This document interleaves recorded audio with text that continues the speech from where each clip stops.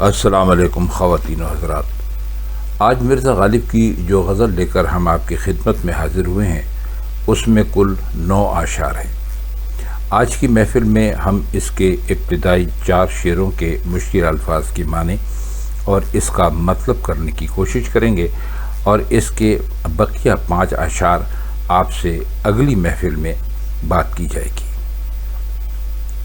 اس کا پہلا شعر ہے: غم کھانے میں بودا دل ناکام بہت ہے، یہ رنج کے کم ہے میں گلفام بہت ہے۔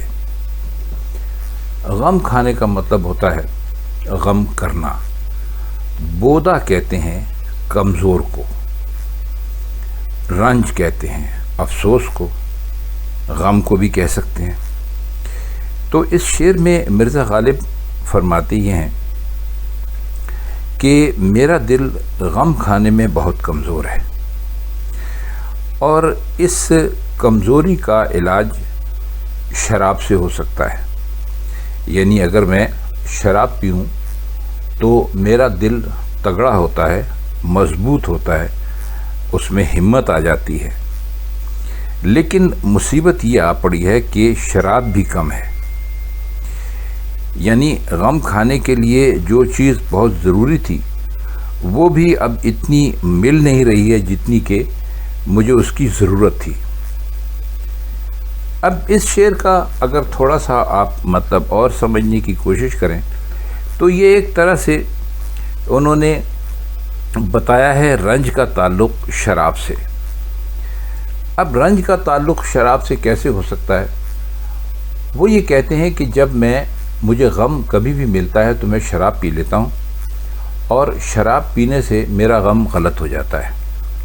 یعنی میں اپنے غموں کو بھول جاتا ہوں۔ آپ سب جانتے ہیں کہ جب آدمی شراب پی لیتا ہے تو وہ نشے کی کیفیت میں ہوتا ہے، اور وہ دنیا کے بہت ساری پریشانیوں اور بہت ساری فکروں کو بھول جاتا ہے۔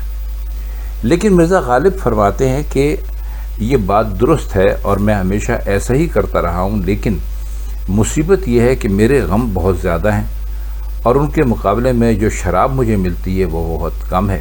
یعنی اتنا نشہ نہیں ہو پاتا کہ میں اپنے غموں کو بھول سکوں، اور اس کا مجھے بہت ہی افسوس ہے۔ اور جہاں تک میرے دل کا تعلق ہے تو اس کے اوپر تو ذرا سا بھی غم پڑے تو وہ اپنی کمزوری دکھانے لگتا ہے۔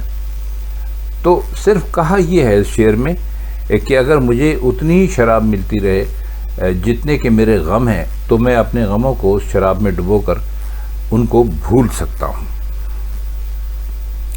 اس کا اگلا شعر ہے: کہتے ہوئے ساقی سے حیا آتی ہے، ورنہ ہے یوں کہ مجھے درد تہے جام بہت ہے۔ ساقی ہم آپ کئی مطلب اب بتا بھی چکے ہیں، اس خوبصورت لڑکے یا خاتون کو کہتے ہیں جو کہ شراب خانے میں شراب کے جام سب کے سامنے رکھنے کا فرض ادا کرتا ہے یا فرض ادا کرتی ہے۔ حیا کا مطلب ہوتا ہے شرم۔ اس میں دوسرے مصرعے میں ایک لفظ ہے درد۔ درد اس شراب کو کہتے ہیں جو تلچھٹ میں رہ جاتی ہے۔ یعنی آپ اگر کوئی بھی چیز پئیں، شراب نہ صحیح، پانی پئیں، دودھ پئیں، تو آخر میں جو ایک تہ میں اس کی جو گلاس آپ ہوتا ہے یا جس برتن میں آپ پیتے ہیں اس کی تہ میں جو کچھ تھوڑی سی مقدار باقی رہ جاتی ہے، جسے ہم اور آپ اردو ہندی میں تلچھٹ کہتے ہیں، اس کو فارسی میں کہتے ہیں درد۔ تو درد ہی انہوں نے استعمال کیا۔ اور تہ جام کا مطلب وہی ہے کہ جام کے سب سے نچلے حصے میں۔ تو امید ہے کہ یہ الفاظ آپ کی سمجھ میں آ گئے ہوں گے۔ اب اس کا اگر ہم کچھ مطلب کرنے کی کوشش کریں تو فرماتے ہیں کہ مجھے یہ ساقی سے یہ کہتے ہوئے شرم آتی ہے، ورنہ سچ تو یہ ہے کہ مجھے شراب کی ضرورت نہیں ہے، بس وہ تھوڑی سی تلچھٹ مل جائے جو شراب کے جام کی تہ میں باقی رہ جاتی ہے۔ اب آپ سوچیں گے اور واقعی سوال پیدا ہوتا ہے کہ شرم کیوں آتی ہے؟ تو اگر آپ اس پہ ذرا غور کیجئے تو اس کی مختلف وجوہات آپ کے ذہن میں آ سکتی ہیں۔ ایک تو یہ ہو سکتی ہے کہ ساقی یہ سمجھے گا یا سمجھے گی کہ یہ تو بڑا ہی کم ہمت ہے، اور بے حوصلہ شراب نوش ہے جو صرف تلچھٹ پر گزارا کر لینا کافی سمجھتا ہے۔ یعنی شرابی تو اسی کو مانا جاتا ہے نا جو گھٹا گھٹ بہت ساری شراب پی جائے، جس میں بڑا حوصلہ ہو۔ لیکن جو نیا نیا شرابی ہوتا ہے وہ ڈرتا ہے، تھوڑی سی شراب پیتا ہے پھر ڈرتا ہے۔ تو وہ کہتے ہیں کہ اتنی تھوڑی سی شراب جو ظاہر ہے تلچھٹ میں باقی رہ جاتی ہے وہ تو بہت ہی تھوڑی سی ہوگی نا۔ تو یہ کہتے ہیں کہ ساقی یہ سمجھے گا کہ بھئی یہ تو شاید پہلی دفعہ شراب پینے آیا ہے اور یہ کوئی شرابی ورابی نہیں ہے، جو کہ صرف یہ کہہ رہا ہے کہ جی مجھے اتنی سی شراب دے دیں جتنی شراب تلچھٹ میں باقی رہ جاتی ہے۔ اور پھر کہتے ہیں کہ ساقی کو یہ خیال بھی ہو سکتا ہے کہ بھئی یہ تو کوئی بہت ہی حقیر اور ذلیل شخص ہے جسے کسی اچھی محفل میں بیٹھنے اور پینے کا موقع بھی نہیں ملا۔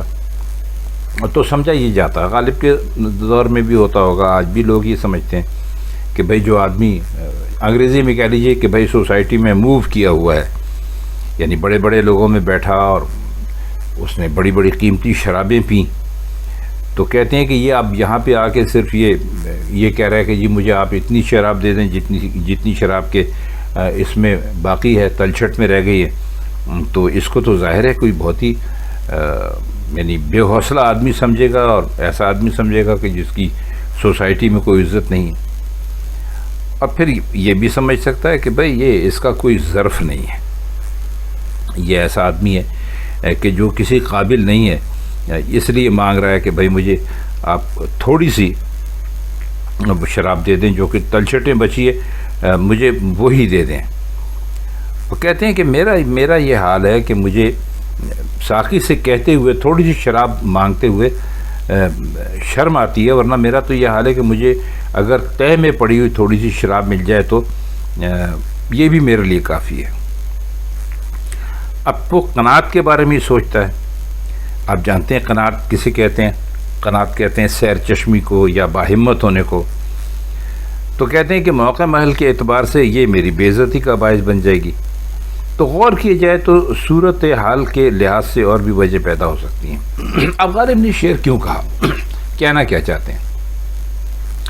کہنا یہ چاہتے ہیں کہ بھائی میں تو بہت ہی قانع شخص ہوں۔ قانع سے مطلب یہ ہے کہ مجھے بہت قناعت ہے، مجھے کوئی لالچ نہیں ہے۔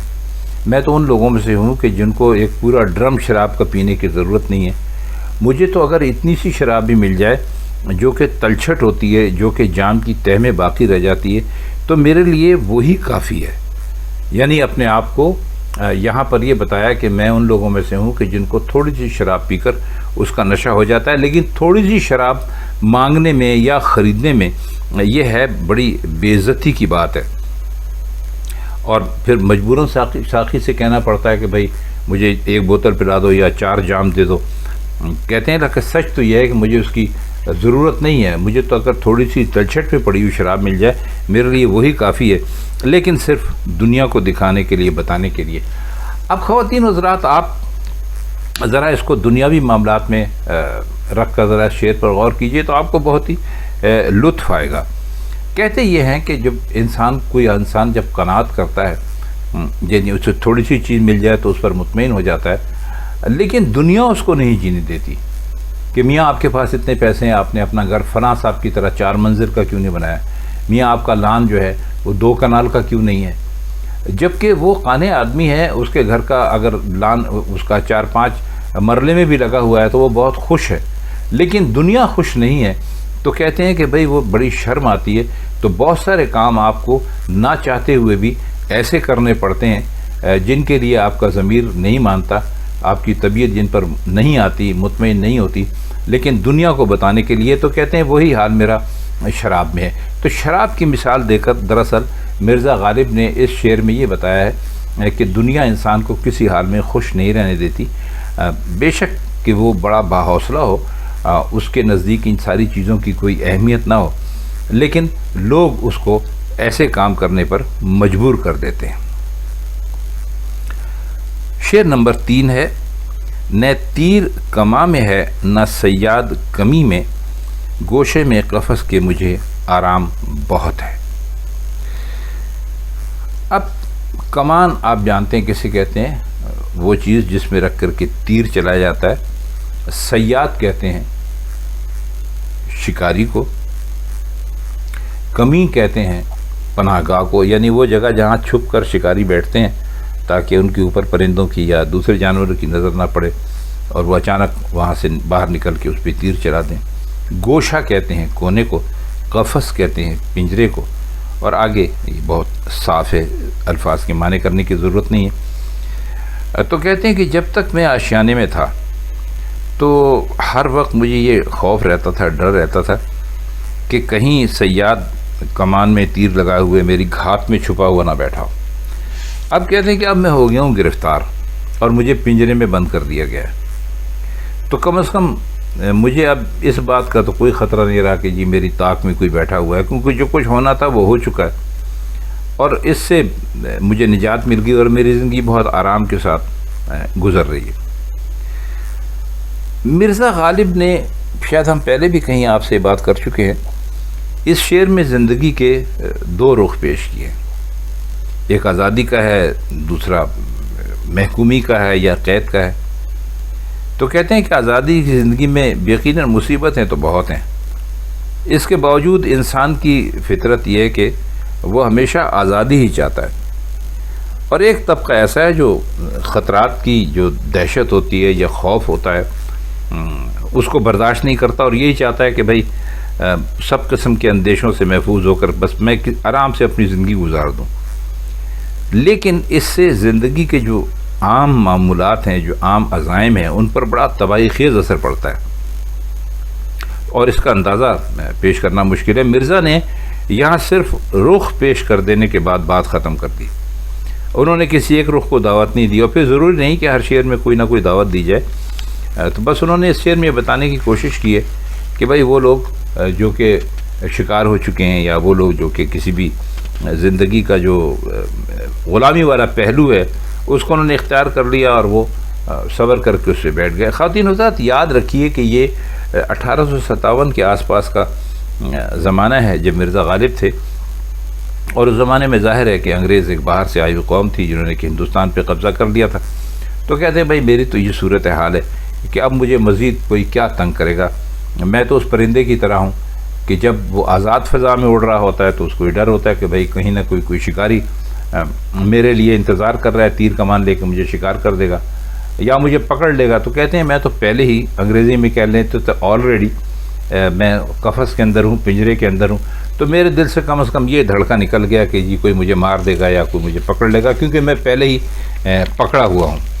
اور اس شعر کی میں جو زندگی کے دو پہلو یا رخ ہیں وہ اس پر ابھی ہم آپ سے بات کر چکے ہیں۔ اگلا شعر دیکھتے ہیں، شعر نمبر 4 ہے۔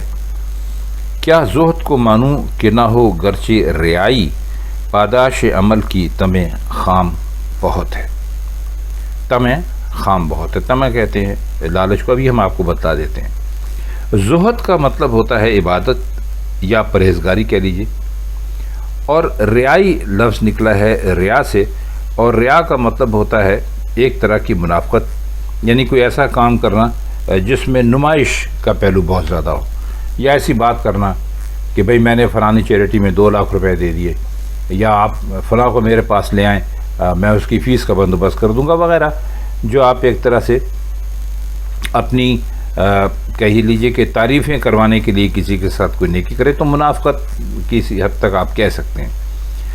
پاداش عمل، پاداش عمل کا مطلب ہوتا ہے عمل کا بدلہ، یعنی کوئی جو آپ کام کرتے ہیں اس کام کا انگریزی میں کہہ لیجیے تو ریوارڈ۔ طمع کہتے ہیں حرص کو، لالچ کو، اور طمع خام کا مطلب ہے یہاں پر ایسی حرص جس کا پورا ہونا ممکن نہ ہو، نازیبہ حرص، فضول حرص۔ اب ہم اس جو حرص جو ہے اس کو فضول یا خراب حرص کے کیا معنی کریں آپ سب سمجھدار ہیں، خود آپ سمجھ گئے ہوں گے کہ اس کا کیا مطلب ہو سکتا ہے۔ شعر کا مطلب یہ ہے، فرماتے ہیں کہ میں خدا کو ماننے میں اور عبادت کرنے میں اس کا قائل کیسے ہو سکتا ہوں؟ میں مانتا ہوں کہ بھائی وہ ریا اور نمائش سے داغ سے پاک ہے، لیکن اس میں کیا شبہ ہے کہ ہر زاہد اور جو پرہیزگار ہے اس کے دل میں یہ چیز بیٹھی ہوئی ہے کہ نیکی کے جو وہ کام کر رہا ہے ان کا بدلہ اسے ملے گا۔ تو کہتے ہیں کہ یہ حرص ہے جو مخلص عبادت گزار کو نہیں کرنی چاہیے۔ عبادت اس لیے کرنی چاہیے کہ بندے کے لیے پروردگار کی بندگی ہی زیبا ہے، اچھی ہے، اور اس کا بدلہ لینے کی آرزو ایسے بندے کو بالکل فضول معلوم ہوگی جو صرف اپنی بندگی کا حق ادا کر رہا ہو۔ تو مرزا غالب اس شعر میں بتانے کی ہمیں کوشش یہ کر رہے ہیں کہ آپ خداوند تعالیٰ کی عبادت اس لیے نہ کیا کریں کہ آپ کو اس میں لالچ ہو کہ بھائی مجھے جنت مل جائے گی اور مجھے حوریں مل جائیں گی اور مجھے وہاں پر پینے کو شراب مل جائے گی۔ وہ کہتے ہیں اس لیے کیا کریں کہ خداوند تعالیٰ ہے ہی اسی قابل کہ اس کی عبادت کی جائے، نہ کہ کسی قسم کے طمع یا کسی قسم کے لالچ کے عوض میں عبادت کی جائے کہ جی ہمیں یہ عبادت کرنے سے یہ فائدے حاصل ہوں گے۔ اس لیے عبادت نہ کریں بلکہ اس لیے کریں کہ خداوند تعالیٰ کی ذات، اگر آپ اس کے قدرتیں دیکھیں، اس کا پھیلایا ہوا کارخانہ اپنے ارد گرد دیکھیں، تو وہ ہے ہی اس قابل کہ آپ اس کی عبادت کریں اور بے لوث عبادت کریں، نہ کہ کسی لالچ کے لیے۔ تو خواتین حضرات، یہ اس غزل کے آج کی ابتدائی 4 اشعار تھے جو ہم نے پہلے حصے میں آپ کی خدمت میں پیش کیے، اور انشاءاللہ اس کے دوسرے حصے کو جلد لے کر انشاءاللہ ہم آپ کی خدمت میں پھر حاضر ہوں گے۔ تب تک کے لیے ہم چاہتے ہیں آپ سے اجازت۔ خدا حافظ۔